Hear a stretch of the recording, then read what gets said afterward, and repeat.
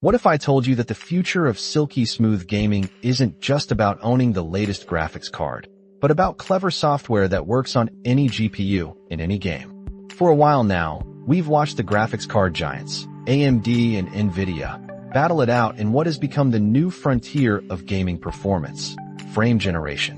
Nvidia has pushed forward with its impressive DLSS suite, now in its fourth iteration, offering not just upscaling, but also highly effective frame generation. They even dipped their toes into driver-level frame generation with smooth motion, which works at a basic level across their GPUs. But AMD, while making strides, often found its FSR frame generation playing catch-up, lacking multi-frame generation and the dedicated machine learning hardware that gives DLSS its edge. Now, a new whisper from the tech world suggests AMD is preparing to shake things up significantly. Recent discoveries in their latest driver builds point to a new version of their driver-level tech, AMD Fluid Motion Frames, or AFMF. We're hearing whispers of AFMF 3, hinting at a significant leap forward. You see, AFMF is AMD's answer to making frame generation accessible outside of games that specifically integrate FSR. Imagine just flipping a switch in your graphics driver, and suddenly, your older game, or even a brand new one without native FSR support, runs with a vastly smoother frame rate.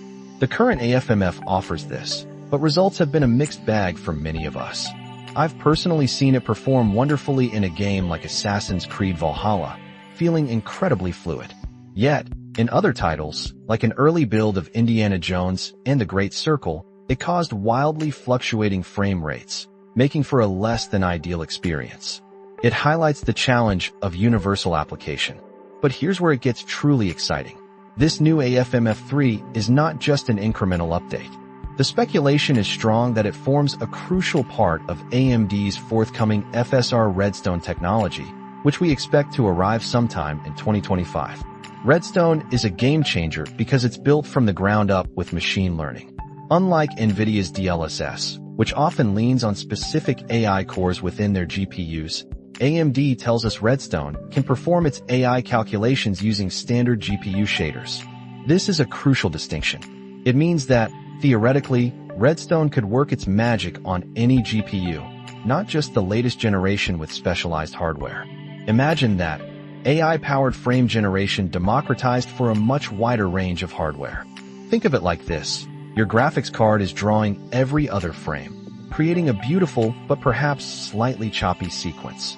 Now, imagine an incredibly clever, lightning-fast artist steps in and draws all the missing frames in between, based on what came before and what comes next. The result? A much smoother, more continuous animation.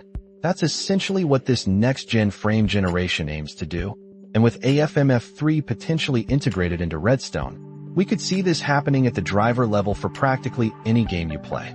We have already seen AMD make huge strides with the image quality in their FSR 4 upscaling, which truly started to rival Nvidia's best.